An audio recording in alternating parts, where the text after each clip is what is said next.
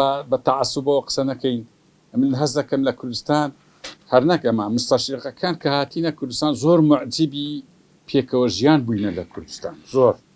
يعني زاروي لا نايوان للشيخي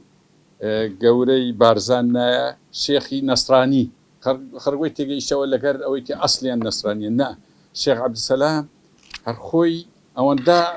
يعني ليه بردي زوربا أو ناوي كوتدو نكر أو لهم شو نكو كأكثرتي باسكرت يعني بروتا مشاكا أقليات لكردستان ملتيان لدروي الشارع هذا باسي ناو شارك أجتن اللي بلنا عربان أو نيا بس لنا الشارع أو معناه شيء معناه يا أقليات لناو عربان استديم السات تركيش قانون ديان باريزي ده صلاة بس لا كردستان كالتور وآين ديان باريزي جاك قصك أويد بكم من حسد كم كردستان آين دين راس تقينة تعينك بوجاب بيش الإسلام زردشتي بويانا مسيحي هرسي هذه براستي بجواني تطبيق كستك آين راس تقينة راسي اللي بردي برامبر أقليات هيا يعني نكر قرآن توراة وإنجيل وآفيستا وكنزار باي بروتا مشابكة كنزار باي من داية كان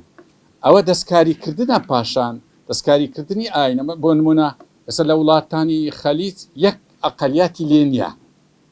حەدیسەکە لە بۆ خۆیان دروست کردنە وەرە ناو قورئان هیچ شتیوانی کوردستان ڕاستی بە جوانی ئەو ئاینەی تەطبیق کردیە هەموو ئاینەکانیش ڕاستی یەک جەوهرن یعنی یەکتر تەواو دەکەن ئەم پێم عەجیبە لە کولیەکان مقارنة الأديان دەخن دوسێ جاریش پێم وتم وەڵاوە غەڵەتە دین یەک دینە يعني توراة هر عينيشة بلا كدسكاري دكري يعني ترجمة دكري روحك دروا دنا هم يكتر تواو دكان إذا مستشرق كان زاروية وصف قرآني قلت يعني والله متأثرة بالتوراة إذا القرآن بخوي بدري خوي بدري من أوي أم باس دكان للتوراة تاتي لصحف موسى لفلان زي فلان هرواية تحقيقي يكتر دكان هم دينا كان عالمي وين أبو أقداري كان هيز دينا جنيه بتنها لبو قومة شهاد بي ما عندك مفسر وشتوها بعض كان دنا حموي لبو حمو دنيا يعني وهموش بيق نوع التشريع هيدا التشريعات يعني جدا بيناش يعني برو تلمودي يهودي بخينو تلمود عين فقهي أويا بابي طهارية بابي حرام وحرائه باب حيث تغنية ليرة استعما بيما عن حرار بي ليه حرام يعني ليه حرام هم يكا برندي زور شتشي جوان هنا أو يعني أو موضوعه لبو أسباب موجبي هر قانون وكاكسر دارو جماعة تزور ليرة محامي دانشنيا لبو ياسا باشا لبو آينا كان دست خوش بي زور أم لهر لوج رادس فيه كان ديننا وموضوعي خوان زور باسي تجربة مهمة كتون دولتاني قورا يعني أواني يعني بكار هنا كردو لايك أو بكار هنا راسي بيشان زور باوبو خرج زور شارزاي سياسة نبو وكو استانا بابرين سياستي مكافلي شارزا بنو وين زاني سياسة زور مقدسة يعني قراري دولة مقدسة تقريبا أو تقديس دراب دا الصلاة خرج يسر باوري قصة شكل بلان استان إزكي تسل 50 صار راسي للدنيا اللي هي تيجي نمايا استغلال تنها كرد استهر دخلتي صار كذايتي مخرب هذا دخلتنا لجيان ده وهر خرطان دنا نمايا يعني بس يكرد كعثماني وروسيا بالفعل رازك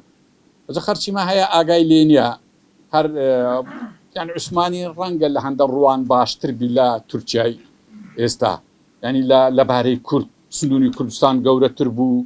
يعني كرد بس ده صلاتي باش تربو أو ده عنصريتي ترك بودرة زور نبو بلام راسيكي سلبيات شي هبو سلبياتي وكو بابين خاصة ده صلاة يعني براهبو خليفة بو بس لسروي ملاك سؤال لبوي فتواي دا قلت خونكم ديتيا والله أوانا دبنا فتنة كلمة فتنة زور هشت برا نو براي خوي كشتيا أوانا هبو راسكي إنسان نبي إنكاري اللي يبكى بلان بكاري هنا راسكي يعني سب خرج ما زور بي زوري أهل الدين آجاي لوينيا كا لشرق قرم روسيا مسيحية عثماني مسلمانة بريطانيا هاد لا ينجيري لا ينجيري عثماني يعني أوهانية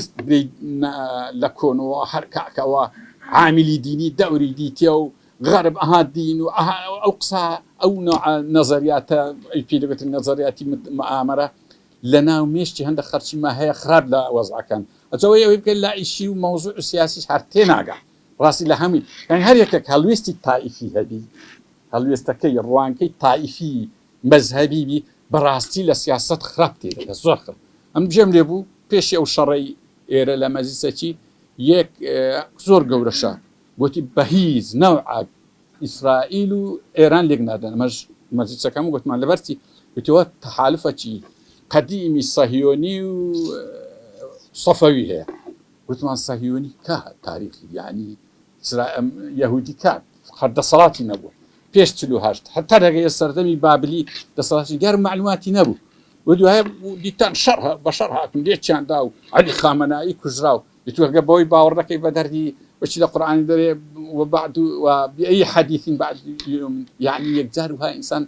نابي براستي لكردستان هذا كم روانجي طائفي يعني روانجي سياسي مذهبي كردستاني ترتويران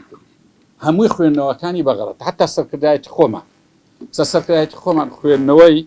لبوا أحداثنا أو اندبه على داتسبو